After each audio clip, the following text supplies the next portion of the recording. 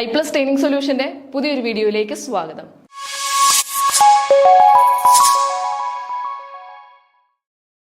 നമ്മൾ set July 2025 question ഡിസ്കഷന്റെ series നടന്നുകൊണ്ടിരിക്കുകയാണ്. Part 3 video series ആണ് ഈ ഒരു വീഡിയോ സെഷനിൽ കൂടി നമ്മൾ ഇന്ന് ഡിസ്കസ് ചെയ്തു പോകുന്നത്. ഈ വീഡിയോയിലും 10 ചോദ്യങ്ങളായിരിക്കും നമ്മൾ ഡിസ്കസ് ചെയ്യുന്നത്. 10 ചോദ്യങ്ങൾ ഡിസ്കസ് ചെയ്യും, അതിന്റെ എക്സ്പ്ലനേഷൻ ഡിസ്കസ് ചെയ്യും. ഓരോ ഓപ്ഷനുകളും നമുക്ക് പറ്റുന്ന രീതിയിൽ ഡിസ്കസ് ചെയ്തായിരിക്കും പോകുന്നത്. പോകാം, ഒന്നാമത്തെ ചോദ്യത്തിലേക്ക് കടക്കാം. Semantic memory means memory of. എന്താണ് സെമാന്റിക് മെമ്മറി എന്നാണ് ചോദ്യം. Memory of A motor skills and operations, B incidents and personal events, C facts concepts and knowledge, D painful events. ഏതായിരിക്കും ഉത്തരം? Option C facts concepts and knowledge ആണ്. Options എന്താണെന്ന് നോക്കാം. എന്താണ് semantic memory എന്ന് നോക്കാം. Semantic memory is a type of long term memory that deals with general world knowledge and facts. This includes concepts, ideas, meanings that are not tied to specific personal experience. It's a memory of what things are, like knowing that Paris is the capital of France or that a car has 4 wheels. Semantic memory എന്ന് പറയുന്നത് general വേൾഡിലെ general കൺസെപ്റ്റുമായിട്ട് ബന്ധപ്പെട്ടുള്ള മെമ്മറിയാണ്. കാറിന് 4 വീലുണ്ട്, സൂര്യൻ ഉദിക്കുന്നത് കിഴക്കാണ്, Paris ആണ് ഫ്രാൻസിന്റെ capital, അങ്ങനെയുള്ള ചില കോൺസെപ്റ്റുകൾ നമ്മളെ ഉള്ളിൽ നമ്മൾ ജനറലായിട്ട് കരുതിയിരിക്കുന്ന ആ ഒരു മെമ്മറിയാണ് സെമാന്റിക് മെമ്മറി എന്ന് പറയുന്നത്. ഇതൊരു ലോങ് ടേം മെമ്മറിയാണ്. സെമാന്റിക് മെമ്മറി എന്ന് പറയുന്നത് ഫാക്ട്, കോൺസെപ്റ്റ് ആൻഡ് നോളജ് ആണ്. ഇനി ഓപ്ഷൻ അതിൽ പറഞ്ഞിരിക്കുന്ന മോട്ടോർ സ്കിൽസ് ആൻഡ് ഓപ്പറേഷൻ, അത് ഏത് മെമ്മറിയുമായി ബന്ധപ്പെട്ടതാണ്? മോട്ടോർ സ്കിൽസും ഓപ്പറേഷൻസും ഒക്കെ ഏത് മെമ്മറിയുമായി ബന്ധപ്പെട്ടതാണ്? അത് പ്രൊസീജറൽ മെമ്മറിയാണ്. ഒരു ബൈക്ക് ഓടിക്കാൻ പഠിക്കുക, കുക്കിംഗ് അത് പഠിക്കുക, ഒരു ഇൻസ്ട്രുമെന്റ് വായിക്കാൻ പഠിക്കുക, അങ്ങനെ മോട്ടോർ സ്കിൽസ് വേണ്ടുന്ന ആ ഒരു മെമ്മറിയാണ് പ്രൊസീജറൽ. പ്രോസസ്സ് വേണ്ടുന്ന ആ ഒരു മെമ്മറിയാണ് പ്രൊസീജറൽ മെമ്മറി എന്ന് ഓർത്തിരിക്കുക. അടുത്തത് എന്താണ് എപ്പിസോഡിക് മെമ്മറി? നോക്കാം. എപ്പിസോഡിക് മെമ്മറി എന്ന് പറയുന്നത് ഇൻസിഡൻസ് ആൻഡ് പേഴ്സണൽ ഈവന്റ്സ്. ഒരാളുടെ മനുഷ്യ ജീവിതത്തിൽ നടക്കുന്ന എന്തെങ്കിലും ഇൻസിഡൻസ് അല്ലെങ്കിൽ എന്തെങ്കിലും ഈവന്റ്സുകൾ, കല്യാണം അല്ലെങ്കിൽ ഒരു ആക്സിഡന്റ്, ഒരു ബർത്ത്ഡേ പാർട്ടി, അങ്ങനെയുള്ള എപ്പിസോഡിക് മെമ്മറീസിനെയാണ് നമ്മൾ എന്താണ് എപ്പിസോഡിക് മെമ്മറി എന്ന് പറയുന്നത്. മനസ്സിലാക്കുക.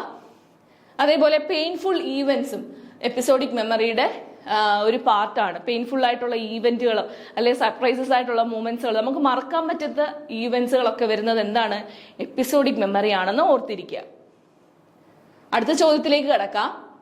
The key feature of SSA is emphasised to. എന്താണ് SSA? സർവശിക്ഷ അഭിയാൻ അല്ലെ.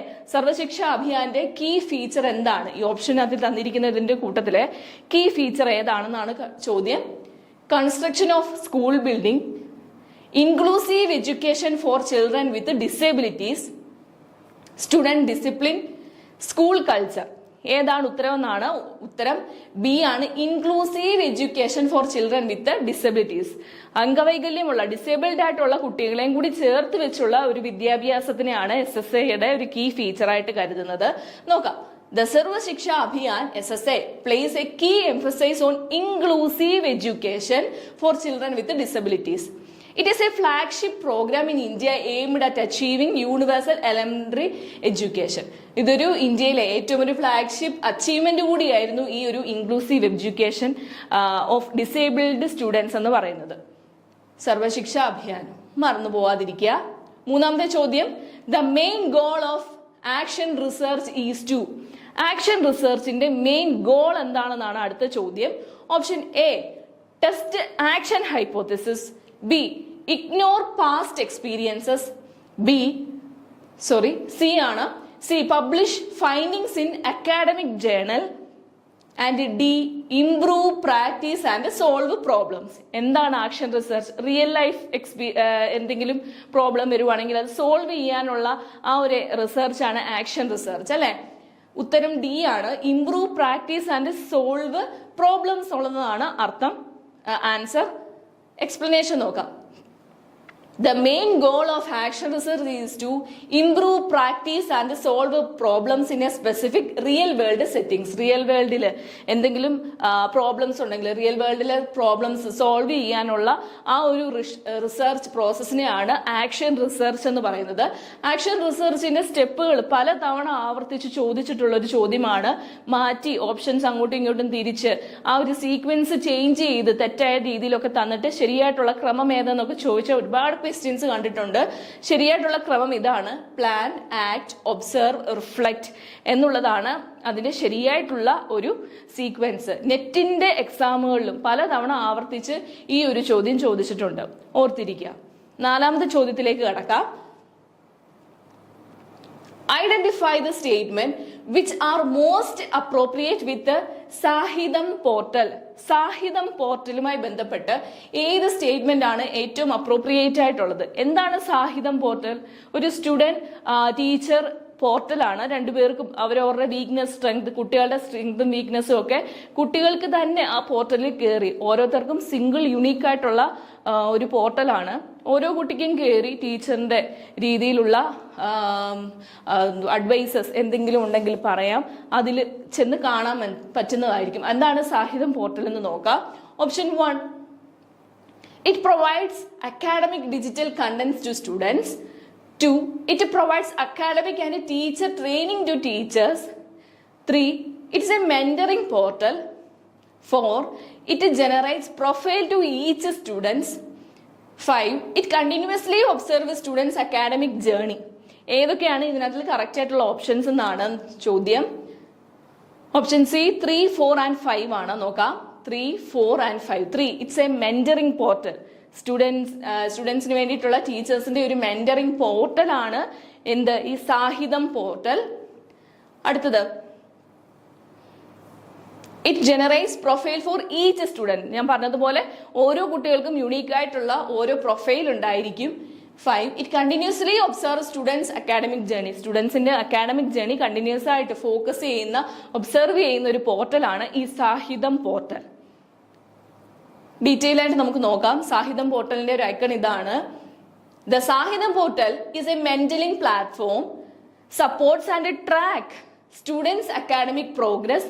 It creates individual student profiles detailing their strength, weakness and performance, enabling teachers to continuously monitor their academic journey and provide timely personalised guidance. ഓരോ കുട്ടിക്കും വേണ്ടുന്ന personalised ഉള്ള guidance നൽകാൻ വേണ്ടി അവരവരുടേതായിട്ടുള്ള സ്റ്റുഡൻസിന് വേണ്ടുന്ന ഓരോ സ്റ്റുഡൻസിനെയും സ്ട്രെങ്ത് എന്താണ്, വീക്ക്നെസ് എന്താണ്, അവന്റെ എന്താണ് പെർഫോമൻസ് എങ്ങനെയാണെന്നൊക്കെ ആ ഒരു പോർട്ടലിൽ കൂടി അനലൈസ് ചെയ്യാനും വേണ്ടുന്ന രീതിയിലുള്ള അഡ്വൈസ് നൽകാനും ഈ ഒരു സാഹിതം പോർട്ടൽ ഉപകാരപ്പെടുന്നുണ്ട്.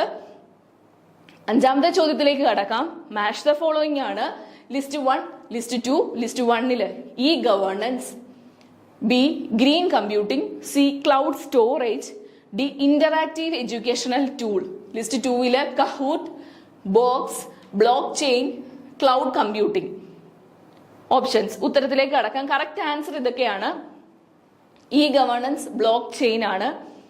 ഗ്രീൻ കമ്പ്യൂട്ടിംഗ് ക്ലൗഡ് കമ്പ്യൂട്ടിംഗുമായി കണക്റ്റഡ് ആണ്. ക്ലൗഡ് സ്റ്റോറേജ് ബോക്സുമായി കണക്റ്റഡ് ആണ്.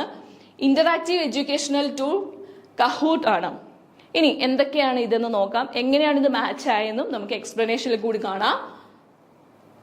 ഓപ്ഷൻ എയുടെ ഇ ഗവേണൻസ് ആൻഡ് ബ്ലോക്ക് ചെയിനുമായിട്ടാണ് ലിസ്റ്റ് മാച്ച് ആയത്. എന്താണ് കാരണം നോക്കാം. Blockchain enhances e governance by providing secure, transparent and tamper proof system for records, identity management and voting, improving trust and efficiency. E governance എന്ന് പറയുന്നത് എന്താ? ഒരു നമ്മുടെ ഗവൺമെന്റിന്റെ ആ ഒരു ഡിജിറ്റൽ ഗവേണൻസ് നന്നായിട്ട് പോകാൻ വേണ്ടിയിട്ടുള്ള ആ ഒരു ഇലക്ട്രോണിക് ഹെൽപ്പ് നടത്തുന്നതാണല്ലേ ഈ ഗവേണൻസ് എന്ന് പറയുന്നത്. അതിനെ വളരെ ട്രാൻസ്പെറന്റ് ആയിട്ട് അതേപോലെ സെക്യൂർ ആയിട്ടും മാനേജ് ചെയ്യുന്ന ആ ഒരു സെക്യൂരിറ്റി ഇതിനെയാണ് പറയുന്നത് ബ്ലോക്ക് ചെയിൻ എന്നാണ് പറയുന്നത്. അടുത്തത് green computing and cloud computing. Green computing promotes eco friendly IT യൂസിന്റെ ടെക്നോളജിയുടെ എക്കോ ഫ്രണ്ട്ലി ആയിട്ടുള്ളൊരു യൂസിനെ പ്രൊമോട്ട് ചെയ്യുന്നതാണ് green computing. Cloud computing supports this by using energy efficient centralised data centres powered by renewable energy reducing carbon footprints. Cloud computing എന്ത് help ചെയ്യുന്നു? ഒരു environment friendly ആയിട്ടുള്ള ഒരു ഡേറ്റ സ്റ്റോറേജും അതേപോലെയുള്ള ഡേറ്റ സെന്ററും ഈ ഒരു ഗ്രീൻ കമ്പ്യൂട്ടിംഗിന് എഫിഷ്യന്റ് ആയിട്ട് മുന്നോട്ട് പോകാൻ സഹായിക്കുന്നു. നോക്കാം അടുത്തത്, ക്ലൗഡ് സ്റ്റോറേജ് ആൻഡ് ബോക്സ്. എങ്ങനെയാണ് ഈ ക്ലൗഡ് സ്റ്റോറേജും ബോക്സും തമ്മിൽ കണക്റ്റഡ് ആവുന്നതെന്ന് നോക്കാം. ബോക്സ്, നിങ്ങൾ ഡ്രോപ്പ് ബോക്സും അതേപോലെ ഗൂഗിൾ ഡ്രൈവ് ഒക്കെ കേട്ടിട്ടുണ്ടാവും അല്ലെ. Cloud storage enables online data access and sharing. Online data access ചെയ്യാനും അവ ഷെയർ ചെയ്യാനും ഹെൽപ്പ് ചെയ്യുന്ന ഒരു സ്റ്റോറേജ് ആണ്. എന്താണ്? സ്റ്റോറേജ് ഫെസിലിറ്റി ആണ് എന്ത്? ക്ലൗഡ് സ്റ്റോറേജ് എന്ന് പറയുന്നത്. Box offers secure cloud storage and collaboration tools for businesses similar to Google Drive and Dropbox. Google Drive പോലെ അല്ലെ ഡ്രോപ്പ് ബോക്സ് പോലെ ഡേറ്റ ആക്സസ് ചെയ്യാനും അതിന് വേണ്ടുന്ന രീതിയിൽ സ്റ്റോർ ചെയ്തിട്ട് ഷെയർ ചെയ്യാനും ഒക്കെ ഹെൽപ്പ് ചെയ്യുന്ന ഒരു ഡ്രൈവാണ് എന്താണ്? ബോക്സ് എന്ന് പറയുന്നത്. ഓക്കെ, അടുത്ത ഓപ്ഷൻ നോക്കാം. Interactive educational tool and കഹൂട്ട്. എന്താണ് കഹൂട്ട് എന്ന് പറയുന്നത്? എന്താണ്? The interactive tool make learning engaging. കഹൂട്ട് uses game based quizzes to promote active participation and fun classroom learning. Fun classroom learning enhance ചെയ്യാൻ വേണ്ടി യൂസ് ചെയ്യുന്ന ഒരു ഗെയിം ബേസ്ഡ് ടെക്നിക്കാണ് എന്ത്? കഹൂട്ട്. ടൂളാണ് കഹൂട്ട് എന്ന് പറയുന്നത്. ആറാമത്തെ ചോദ്യത്തിലേക്ക് കടക്കാം. Select odd one related with school management committee. School management കമ്മിറ്റിയുമായി ബന്ധപ്പെട്ട് ഓഡ് വൺ ഏതാണെന്നാണ് ചോദ്യം. 4 ഓപ്ഷൻസ് ഉണ്ട്. It is responsible in ensuring government funds and used effectively. 2. Student welfare is one of the focus area. Teacher welfare is one of the focus area. Come into existence based on Kothari Commission report. School committee, school management committee. അല്ലേ? School management കമ്മിറ്റിയുമായി ബന്ധപ്പെട്ട odd one ഏതാണ്? D ആണ്. Came into existence based on Kothari Commission report. അത് odd one ആണ്. എന്താണ് കാരണമെന്ന് നോക്കാം. The School Management Committee (SMC) as a statutory body was mandated by Right of Children to Free and Compulsory Education Act (RTE Act 2009). It was not a direct outcome of the recommendation of Kothari Commission. ഇത് കോത്താരി കമ്മീഷന്റെ direct outcome അല്ല. ഇത് RTE act 2009 പ്രകാരമുള്ള ആ ഒരു implementation ആണ് എന്ത്? School management committee എന്ന് പറയുന്നത്. അതാണ് ഓഡ് വൺ ആവാനുള്ള കാരണം. 7ാമത്തെ ചോദ്യം അസർഷൻ. റീസണിങ്ങുമായിട്ടുള്ള ബന്ധപ്പെട്ട ചോദ്യമാണ്. അസർഷൻ നോക്കാം. Realism promotes curriculum rooted in objective reality and empirical knowledge. Reason, realism denies the existence of the physical world. Realism എന്താണ്? വേൾഡിന്റെ റിയാലിറ്റി, ഈ ലോകത്തിന്റെ റിയാലിറ്റിയും ഈ എംപിരിക്കൽ നോളജ് അതുമായി ബന്ധപ്പെട്ടതാണ് റിയലിസം അല്ലെ. ഫിസിക്കൽ വേൾഡുമായിട്ടൊക്കെ ബന്ധപ്പെട്ടതാണ്.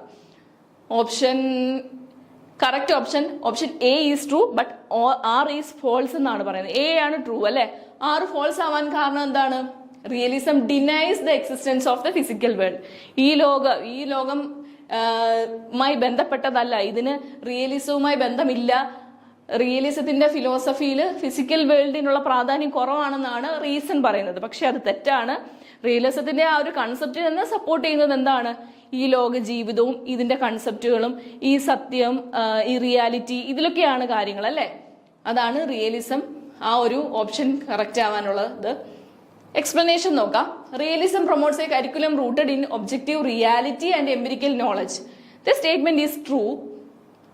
Realism is a philosophical approach that posits that an objective external reality exists independently of human consciousness. Therefore, the curriculum in a realistic educational system focuses on the study of the physical world, science, empirical data. The goal is to provide students knowledge verifiable and grounded observable fact. എന്താണ് പറയുന്നത്? കുട്ടികൾക്ക് കണ്ടറിയാനും അവർക്ക് പ്രവൃത്തി പരിചയത്തിലൂടെ മനസ്സിലാക്കാൻ പറ്റുന്ന real ആയിട്ടുള്ള ഫാക്റ്റുകളായിരിക്കും റിയലിസത്തിന്റെ ഫിലോസഫിയിൽ ഉൾപ്പെടുത്തേണ്ടത് അല്ലെ. അവർക്ക് വെരിഫൈ ചെയ്ത് പഠിക്കാനാണ് റിയലിസം ഫോക്കസ് ചെയ്യുന്നത്. അതുകൊണ്ട് ഓപ്ഷൻ എ അസർഷൻ ശരിയാണ്, ട്രൂ ആണ്. റീസൺ തെറ്റാവാനുള്ള കാരണം എന്താ? The statement is false. This is complete opposite of the realism stands for. Realism asserts that physical world does exist and can be understood through observation and investigation.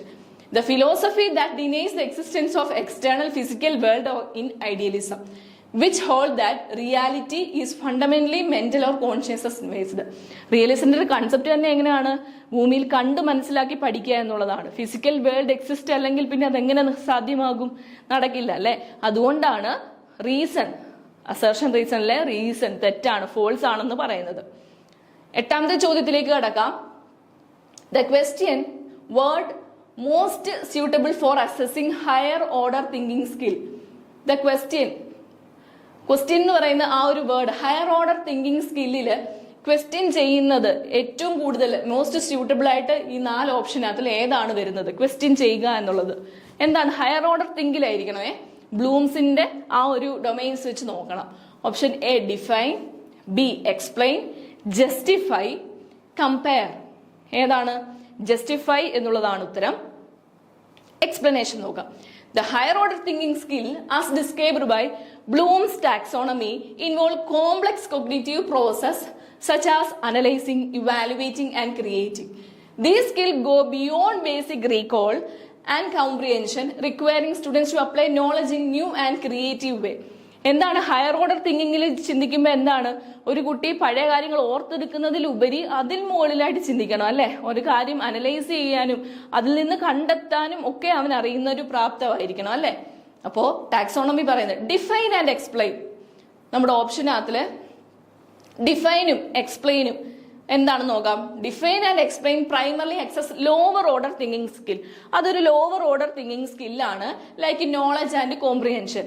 Defining something simply requires recalling information while explaining requires understanding and rephrasing it. എന്താണ് defining എന്ന് പറയുന്നത്? എന്താണ്? പഴയ കാര്യങ്ങൾ ഓർത്തെടുക്കുക, പഠിച്ച കാര്യങ്ങളൊന്ന് ഓർത്തെടുക്കുക, recall ചെയ്യുക എന്നുള്ളത് മാത്രമേ വരുള്ളൂ. എക്സ്പ്ലെയിനിങ്ങിനകത്തിലോ understanding and rephrasing it. Understand ചെയ്യുക, അതേപോലെ അത് റീഫ്രേസ് ചെയ്ത് പറയുകയും കൂടി വരും. എന്തില്? എക്സ്പ്ലെയിനിങ്ങിനകത്ത്. അതൊരു ലോവർ ഓർഡർ തിങ്കിങ്ങിലാണ് വരുന്നത്. ഇനി അടുത്ത ഓപ്ഷൻ നോക്കാം. Compare. Compare can be mid level skill. അതൊരു മീഡിയം ലെവൽ സ്കില്ലാണ്, ഫോളിങ് അണ്ടർ അനാലിസിസ്. ഒരു മറ്റൊരു കാര്യത്തെ കണ്ട് അനാലിസ് ചെയ്ത് ഇതിനേക്കാൾ വലുതാണ് അത്, അതിനേക്കാൾ വലുതാണ് ഇത് എന്നൊക്കെ അനലൈസ് ചെയ്ത് കമ്പയർ ചെയ്ത് അങ്ങനെയൊക്കെ ഒരു കാര്യങ്ങൾ ചെയ്യുന്നത് ഒരു മിഡ് ലെവൽ സ്കില്ലാണ്. അതാണ് കമ്പയർ. ഇനി നമ്മുടെ ഓപ്ഷൻ ഉത്തരം, അതായത് ജസ്റ്റിഫൈ, അതെങ്ങനെ ഹയർ ഓർഡർ തിങ്കിങ്ങിൽ വരുന്നു എന്ന് നോക്കാം. Justify, however, it is a classic example of higher order thinking skill. Higher order thinking സ്കില്ലിൽ വരുന്ന ഒരു ഓപ്ഷനാണ് എന്ത്? ജസ്റ്റിഫൈ. എന്താണ് justify? It requires a student to evaluate a situation or a statement and then construct a logical argument. അതായത് കുട്ടി എന്താ ഒരു കാര്യത്തെ പറ്റി ഒരു പ്രശ്നം വന്നു കഴിഞ്ഞാൽ അതിനെ ഇവാലുവേറ്റ് ചെയ്യണം, അതിൽ നിന്നും ഒരു ലോജിക്കൽ ആർഗ്യുമെന്റിലേക്ക് അവൻ എത്തിപ്പെടണം അല്ലെ? Using evidence and reasoning to support their conclusion. ഒരു എവിഡൻസും വേണം, ആ എവിഡൻസിനെ പറ്റി അവൻ റീസൺ ചെയ്ത് അതിലേക്ക് ഉത്തരത്തിലേക്ക് എത്താൻ വേണ്ടുന്ന ഒരു എവിഡൻസ് സപ്പോർട്ടും വേണം. This process combines analysis, evaluation, synthesis of information. ഈ ഒരു ജസ്റ്റിഫൈ എന്ന് പറയുന്ന ആ ഒരു കാര്യത്തിലേക്ക് എത്തിപ്പെടണമെങ്കിൽ ഒരു കാര്യത്തിനെ കൃത്യമായി അനലൈസ് ചെയ്യണം, അതിനെ ഇവാലുവേറ്റ് ചെയ്യണം, അതിനെ സിന്തസൈസ് ചെയ്യണം, which are the hallmark of higher order thinking. ഇതൊക്കെ തന്നെയാണ് ഹയർ ഓർഡർ തിങ്കിങ്ങിലേക്ക് എത്തപ്പെടാൻ ഈ ജസ്റ്റിഫൈ കാരണമായത്.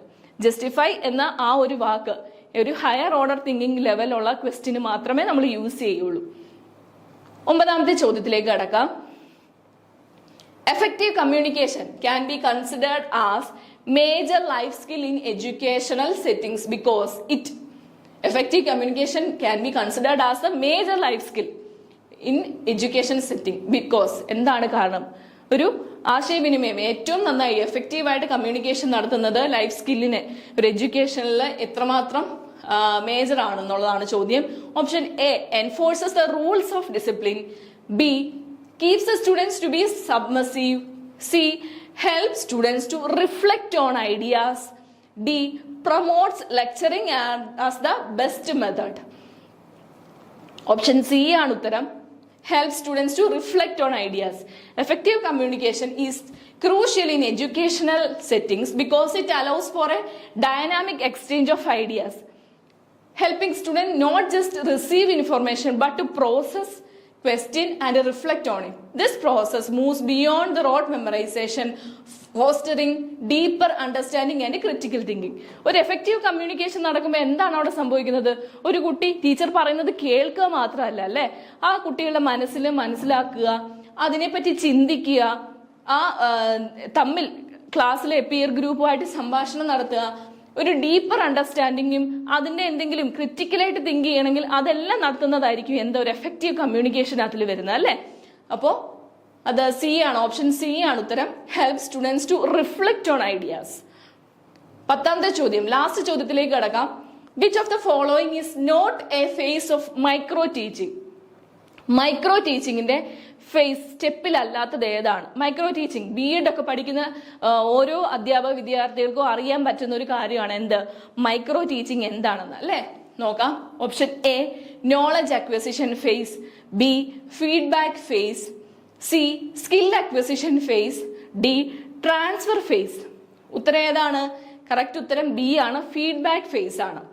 എന്താണെന്ന് നോക്കാം. എക്സ്പ്ലനേഷനിൽ കൂടി നമുക്ക് പഠിക്കാം.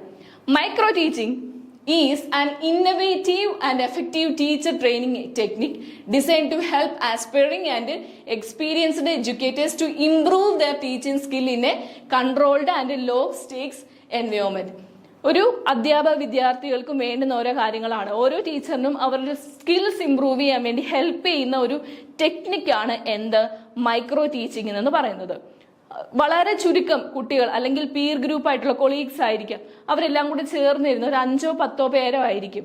ഒരു 5 മിനിറ്റിന്റെയോ അല്ലെ 10 മിനിറ്റിന്റെയോ ക്ലാസ് ആയിരിക്കും. ഓരോ സ്കില്ലും ഡെവലപ്പ് ചെയ്യാൻ വേണ്ടിയിട്ടുള്ള ടൂളാണ് എന്ത് ഈ മൈക്രോ ടീച്ചിങ് എന്ന് പറയുന്നത്. ഇത് എവിടെയാണ് ഡെവലപ്പ് ചെയ്തത്?